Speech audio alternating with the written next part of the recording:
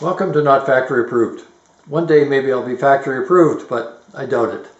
So today I'm going to show you how I made this propane powered forge. It's pretty rudimentary, it's kind of crude looking, but it works quite well. And I'll show you one thing that I managed to make with it years ago. I've had it for a long time and it hasn't caused me any trouble. It's a little bit finicky to light, but you just have to have good airflow, fresh air for it, let it warm up, and ensure that the flame burns inside, not outside, which is not hard to do. So I will show you all the steps of the various pieces. I won't actually make it because it has been made, but I'll show you what I did to get it into a working condition. Stuck in this corner here, and I'm not going to pull it out, is a wrought iron steel railing. It is approximately 8 feet long. I did all the bits using that forge, including forming this railing. It was flat, originally was flat bar and now is curved, semi-curved. And I heated and twisted each piece that is in it. All the brackets, they're all made with that forge. This was in a house we had, well, it'd be almost 20 years ago. And when we moved, I kept this railing just in case. And my wife didn't want to throw it out either, since I actually made it for her. That's nice when there's a connection. Here's the inside of the forge. I haven't looked inside this thing since it was in storage, so that's about 4 years ago. It's in storage for 2.5 years, and that's boiler wool in there, and those rotten rodents got in there and have chewed it all up. It's about 50 bucks worth of boiler wool they've ruined. Grr. I love cats. Oh yeah, I'll give you a little tour of the forge. So I'm using a tiger torch without the nozzle. This piece of pipe has a number 71 hole, so a number 71 number drill bit. That shoots fuel into here, and this collection allows the air to travel in with the fuel. So it ignites, and usually if you get it set right, it ignites just right inside here, right at the end. And then it blows hot flame, and it creates a circular motion inside. That's why it's down at an angle. It works quite well. A 20-pound tank lasts about 12 hours. So it's just an old piece of steel culvert pipe, 16 inches I believe. And I put feet on the bottom. There's carriage bolts with nuts into these brackets. Then this rack slides. You can rest things on. And then the door has various options. You can go through a really small hole there, or that hole, or you can open the whole thing like that. And then the back end has another smaller one, like the small one up front, and a small hole here, so you can pass things right through. You can heat a very long piece of steel in the middle. And that's about it. Works well. Sometimes a little hard to light, but propane is like that when it's cooler. And I'll see if I can straighten out some of that boiler wool. I might just have to get some more. So here are the pieces of the burner. This burner goes in the side of the forge. This is the side that gets hot. And the flame actually starts here inside. This all fits inside that tube that's on the side of the forge. It's approximately a 30-degree angle. I don't think it's critical, but I'll show you what the flame should look like when it's working properly. Nice blue where it hits. It's heating up the bricks nicely. Got it out of the away from the side of the forge about 1.5 inches. I can pull that back a bit and it will work a little bit better. And this is adjustable here. The port, the nozzle is right around here in the middle, going straight in. The angle that this points into the forge is important, and the position is important. So I put primer on here, marks where it should be sitting vertically. And then the flame is not showing up very well for some reason. You can't see inside there, but the flame has to be down inside the nozzle. If it starts burning up in here, you have to turn it off, align it, and reset it. You want an angle like that down low so that the flame will actually circulate.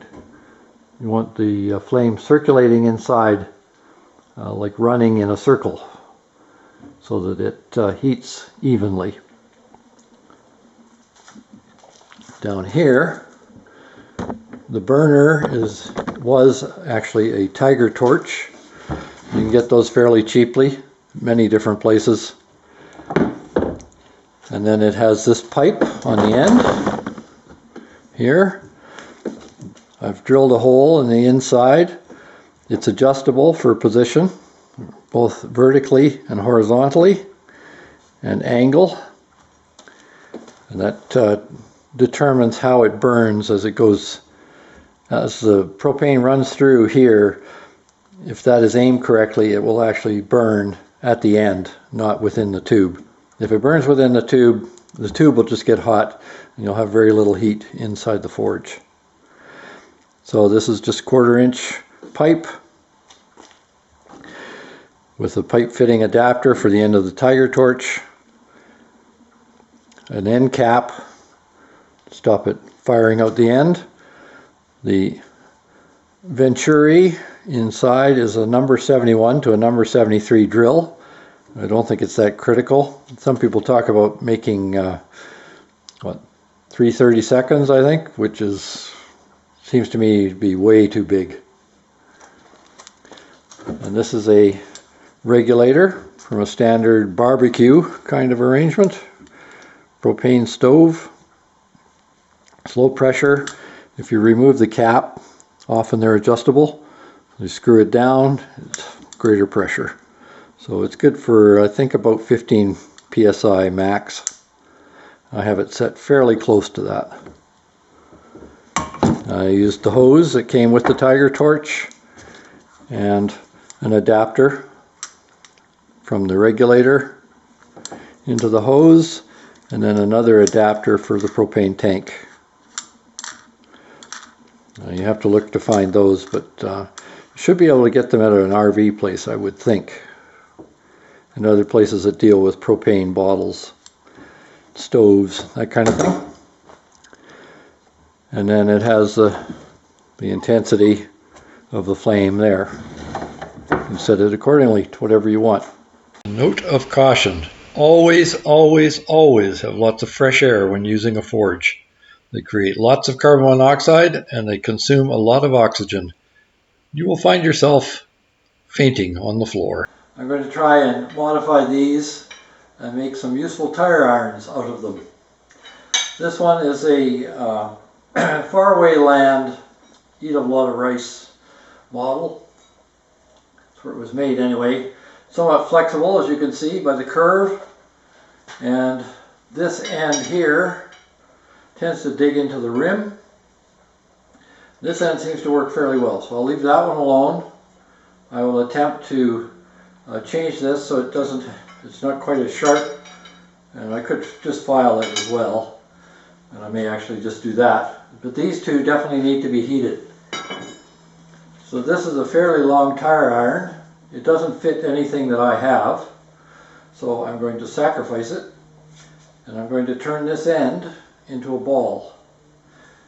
Probably straighten this out, and then also flatten this out further and broaden the tip. And this one likewise, this is some earthing rod from when the house was being made. They just used it to anchor the forms and so on. So this end has to be flattened out more and made thinner. I will do that, and I'll probably point this a bit more as well.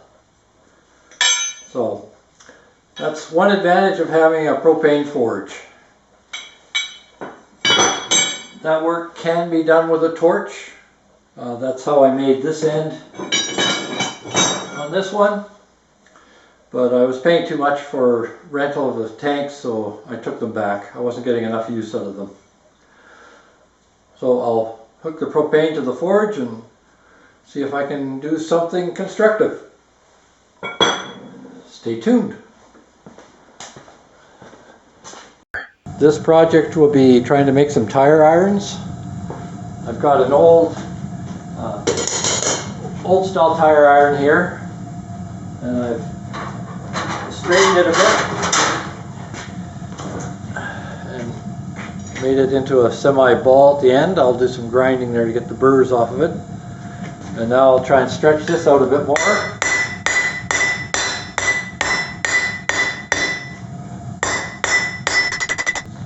Gliding blows, and stretch it to get a hook on it, and it's nice and warm here on the end.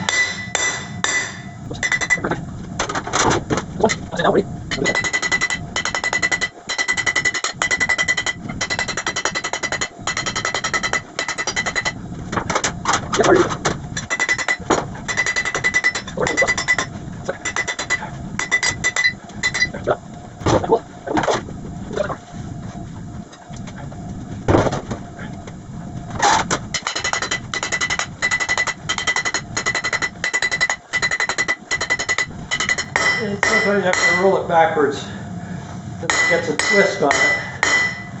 It's not really desirable.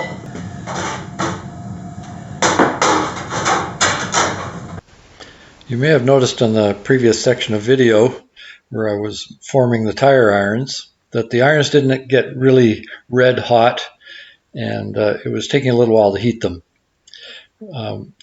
I realized before I used it, that the forge had been put in a less than optimal condition by mice who were making beds out of the boiler wool, which shows how resilient they are, because whenever I've touched boiler wool with bare skin, it sticks with me for days, no matter how much I scrub it. So it's way more irritating than fiberglass insulation. So I did find some more boiler wool that I had. I had bought enough previously. So I used that and repaired the forge, and it worked much better after that. It was hitting a higher heat and heating things up faster, and it wasn't nearly as much work trying to form the metal. And in fact, one piece of 2.5 inch thick wall pipe that I was trying to form into a die and bend was actually easier to work with. So by all means, make sure that it's well insulated. It makes a big difference on the temperature that the forge can attain. As annoying as the boiler wool episode debacle was, it wasn't as bad as I initially thought. I have 2 boxes of boiler wool left over. I thought I only had 1, just enough to make another forge. But I do have some extra. So I've used that. I've replaced what the mice destroyed within the forge. And I'll show you what I did. So as I said yesterday, it's got 3 doors. So that one closes into there. This one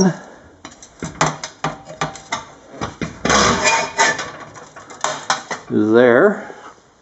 Got that all covered. So when this closes, it actually seals it off. You can see the little bits of mice crumbs in there, but I'll leave that. And I cut a new piece for the back. And I put that on.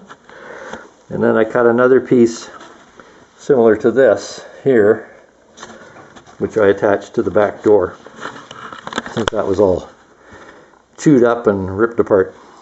So that should work a lot better. So I'll try it again with that thick metal pipe, and hopefully I'll get some more heat now. I can bend it a little easier. One thing with this style of forge is that this metal here that I've used, you can see is a bit too thin.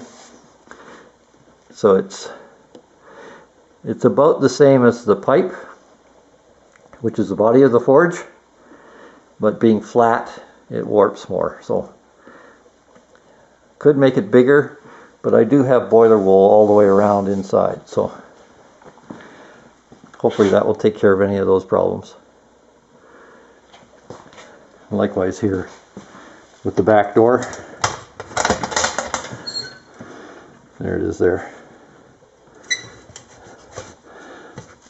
So boiler wool is good to a very high temperature. I think it's 2500 degrees Fahrenheit. It never burns up. It glows when the forge is in use. Pardon my hard breathing. I've got an N95 on because of the boiler wool is not something you want on your skin or in your lungs. It's very irritating. It makes fiberglass insulation look like, I don't know, Dove soap or something. Starting to feel like I'm living in Narnia. It just doesn't want to quit. Oh, nice big springtime flakes. It's now mid-March. Keeps on coming.